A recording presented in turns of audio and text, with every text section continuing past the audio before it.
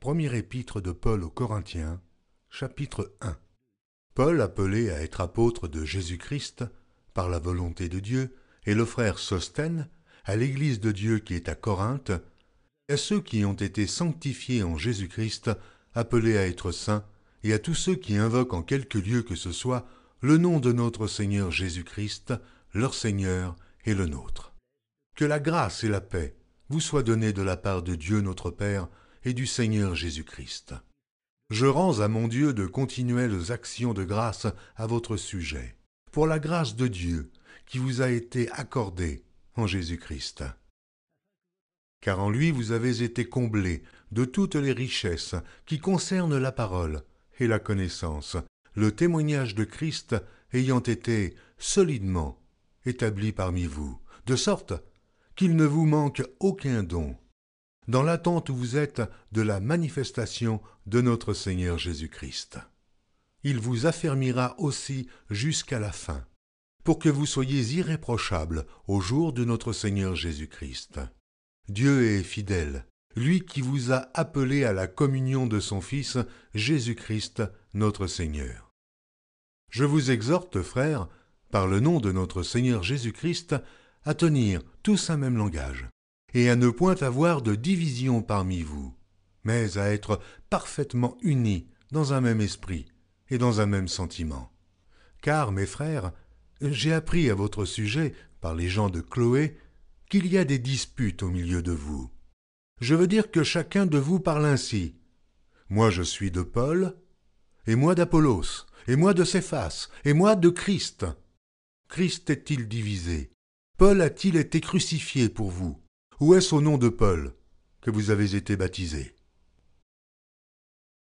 Je rends grâce à Dieu de ce que je n'ai baptisé aucun de vous, excepté Crispus et Gaius, afin que personne ne dise que vous avez été baptisés en mon nom. J'ai encore baptisé la famille de Stéphanas. Du reste, je ne sache pas que j'ai baptisé quelque autre personne. Ce n'est pas pour baptiser que Christ m'a envoyé, c'est pour annoncer l'Évangile, et cela sans la sagesse du langage, afin que la croix de Christ ne soit pas rendue vaine. Car la prédication de la croix est une folie pour ceux qui périssent, mais pour nous qui sommes sauvés, elle est une puissance de Dieu. Aussi est-il écrit, je détruirai la sagesse des sages, et j'anéantirai l'intelligence des intelligents. Où est le sage? Où est le scribe? Où est le disputeur de ce siècle? Dieu n'a-t-il pas convaincu de folie la sagesse du monde?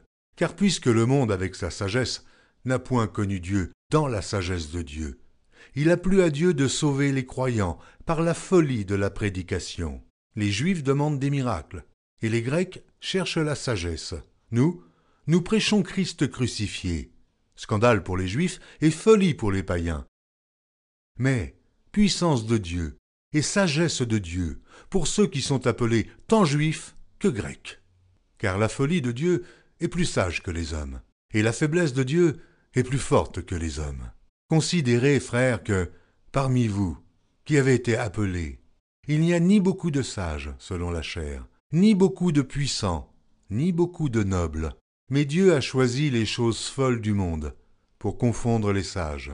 Dieu a choisi les choses faibles du monde pour confondre les fortes. Et Dieu a choisi les choses viles du monde et celles qu'on méprise, celles qui ne sont point, pour réduire à néant celles qui sont, afin que nulle chair ne se glorifie devant Dieu. Or, c'est par lui que vous êtes en Jésus-Christ, lequel, de par Dieu, a été fait pour nous sagesse, justice et sanctification et rédemption, afin, comme il est écrit, que celui qui se glorifie dans le Seigneur.